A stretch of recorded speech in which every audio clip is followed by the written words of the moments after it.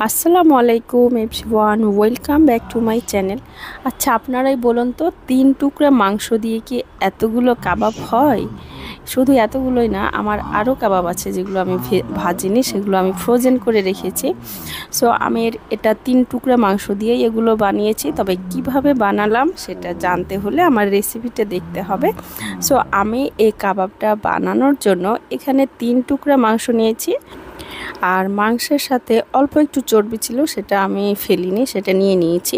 কেন নিয়েছি সেটা আমি পরে বলে দিব। সো আমি এখন এই মাংসটাকে কিমা না করে আমি চিকন করে আমি স্লাইস পিস করে কেটে নিলাম। তাহলে এটা সেদ্ধ হতে বা মাংস এটা কাবাব বানাতে সুবিধা হবে বাটার সময়, এই জন্য। সো আমার এই মাংসগুলো কাটা হয়ে গেল। এখন আমি কিভাবে বানালাম সেটা দেখুন। এখানে আমি নিয়েছি কাঁঠাল, কাঁচা কাঁঠাল যেটা, সেটা আমি দেখতেই পাচ্ছেন অনেকগুলো কাঁচা কাঁঠাল আমি এখানে নিয়েছি। আমার এই কাঁচা কাঁঠালটার পরিমাণ 300 গ্রাম মতো হবে। আমি এই কাঁঠাল এবং মাংসটাকে একসাথেই সেদ্ধ করে নিব। আমি এখানে অল্প নিয়ে নিয়েছি কাবাবের যে ডালটা আমরা দেই, বুটের ডাল, সেই ডালটা কিছুটা নিয়েছি, সে ডালটাও দিয়ে দিলাম। এখন আমি দিয়ে দিলাম এটা সেদ্ধর জন্য লবণ, হাফ চা চামচ হলুদ গুঁড়া দিয়েছি, আর হাফ চা চামচের একটু বেশি মরিচ গুঁড়া দিলাম, আর ধনে গুঁড়া জিরা গুঁড়া হাফ চা চামচ করে দিয়েছি, আর হাফ চা চামচ দিয়ে দিলাম আদা বাটা, আর পেঁয়াজ বাটাও আমি এখানে দিয়েছি, আর রসুন বাটা দিয়ে দিলাম। এগুলো সবে একই, 1 চা চামচ করে। আর দিয়ে দিলাম আমি 3 টুকরা করে এলাচ, দারচিনি, লং, ছোট ছোট 2টা তেজপাতা, আর 7-8টা আমি গোলমরিচ গুঁড়া দিয়েছি। আর দিয়ে দিলাম এখানে পানি। এখন আমি এগুলোকে সেদ্ধ করে নিয়েছি, আর এটা দেখতেই পাচ্ছেন, এটা আমি খুব শুকনা করে সেদ্ধ করেছি, একদম পানি থাকা চলবে না, যেহেতু কাঁঠাল নরম থাকে, যার জন্য আপনার কাবাবগুলো নরম হয়ে যেতে পারে, এর জন্য খুব শুকনা করে রাখতে হবে।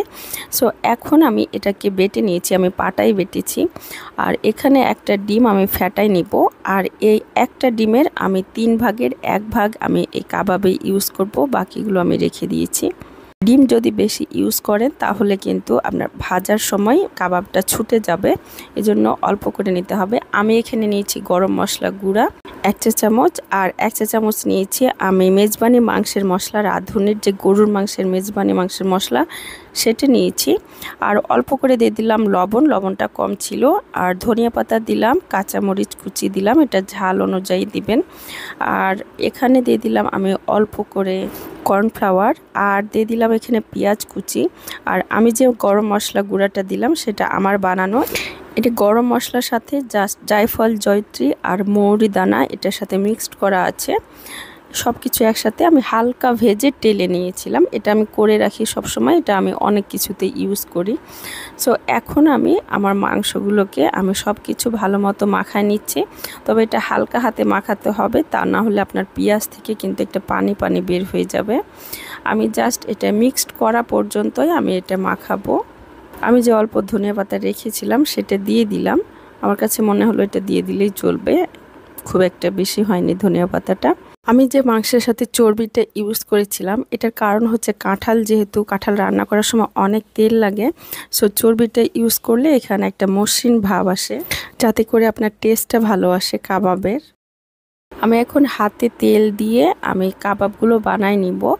হাতে তেল দিলে যেটা হবে, আপনার কাবাবের উপরটা একদম সুন্দর মসৃণ হয়ে থাকবে, এটা দেখতে সুন্দর লাগে, এজন্য আমি হাতে তেল দিয়ে নিয়েছিলাম।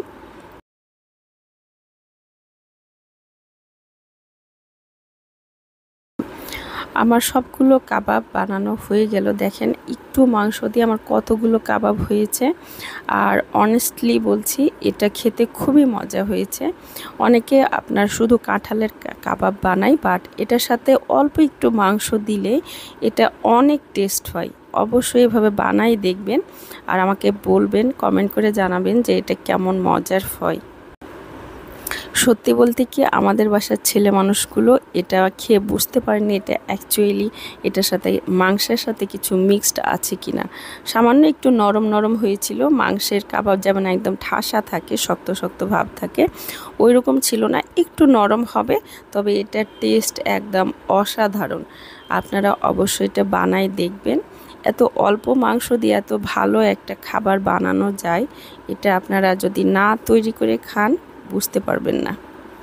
আর সামনে যেহেতু ঈদ আসছে, খুব ইজিলি আপনারা এটা যখন তখন বানিয়ে খেতে পারবেন। সো আমাদের প্রধানমন্ত্রী কিন্তু ঠিকই বলছে যে কাঁঠালের কাবাব কিন্তু অনেক মজার হয়, আপনারা বানাই দেখবেন। সো আমি বানাই ফেললাম, আপনারাও ট্রাই করে দেখেন। আশা করছি আপনাদের এই রেসিপিটা অনেক ভালো লেগেছে। আর যদি আপনারা কোনো রেসিপি জানতে চান আমাকে কমেন্ট করে জানাবেন। আর অবশ্যই আমার চ্যানেলটা সাবস্ক্রাইব করবেন। So thank you for watching.